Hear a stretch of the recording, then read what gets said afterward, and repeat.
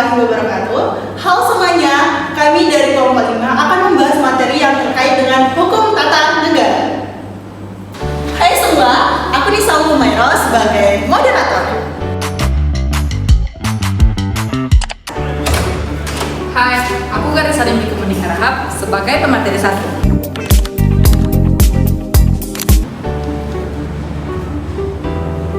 Halo semuanya, saya Aurena Zarina sebagai pemateri 2.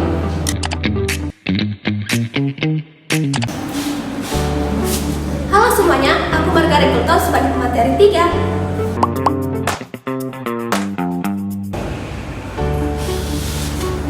Halo semua, aku Mujara Siva dari pemateri 4.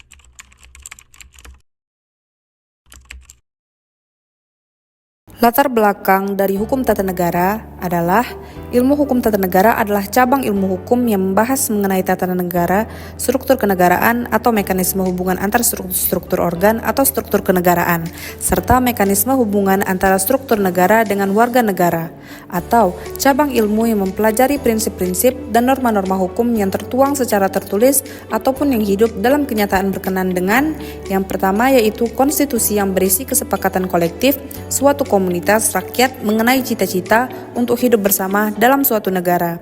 Yang kedua, institusi-institusi kekuasaan negara beserta fungsinya. Yang ketiga, mekanisme hubungan antar institusi itu dan prinsip-prinsip hubungan antar institusi kekuasaan negara dengan warga negara.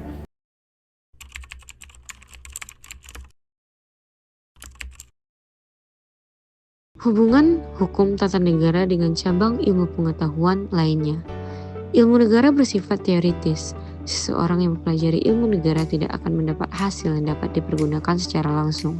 Sementara, hukum tata negara bersifat praktis karena apa yang dipelajari dalam hukum tata negara dapat dipergunakan secara langsung. Hukum tata negara merupakan penerapan aliran pemikiran negara dan hukum Indonesia yang ada dalam ilmu negara. Ilmu negara merupakan ilmu pengetahuan pengantar bagi mereka yang hendak mempelajari hukum tata negara dan hukum administrasi negara. Sementara itu, apabila dilihat dari objek yang dikaji, maka antara hukum tata negara dan ilmu negara ada persamaan dan perbedaannya. Persamaannya, objek hukum tata negara dan ilmu negara adalah negara. Perbedaannya, jika yang dikaji oleh hukum tata negara adalah negara dalam arti konkret, sedangkan yang dikaji oleh ilmu negara adalah negara dalam pengertian abstrak.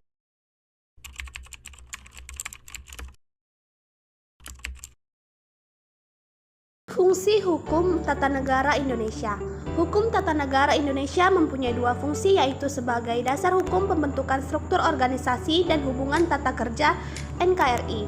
Yang kedua, sebagai dasar hukum pembentukan sistem hukum nasional Indonesia. Penegakan hukum tata negara Indonesia melalui lembaga negara penegak HTN, yaitu Mahkamah Konstitusi. Dasar hukumnya adalah pasal 24C Undang-Undang Negara Republik Indonesia tahun 1945, Undang-Undang Nomor 48 Tahun 2009 tentang Kekuasaan Kehakiman, dan Undang-Undang Nomor 24 Tahun 2003 tentang Mahkamah Konstitusi, sebagaimana telah diubah dengan Undang-Undang Nomor 8 Tahun 2011 tentang perubahan atas Undang-Undang Nomor 24 Tahun 2003 tentang Mahkamah Konstitusi.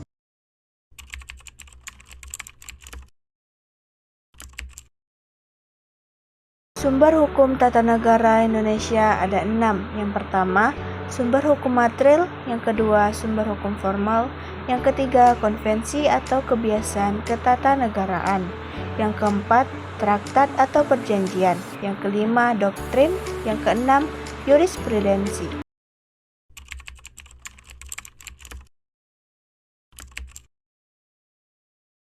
Baiklah teman-teman, kesimpulan dari materi teman-teman sebelumnya, hukum tata negara adalah cabang ilmu hukum yang mengatur tentang organisasi negara, alat-alat perlengkapan negara, hubungan antar lembaga negara, serta hubungan antara negara dengan warga negara. Para ahli memberikan definisi yang beragam, tetapi seluruhnya menekankan bahwa hukum tata negara mengatur struktur dan mekanisme negara. Hukum berisi aturan dan sanksi. Dalam hukum tata negara terdapat sanksi politik, diproses oleh lembaga perwakilan, dan sanksi hukum diproses oleh pengadilan seperti Mahkamah Agung dan Mahkamah Konstitusi.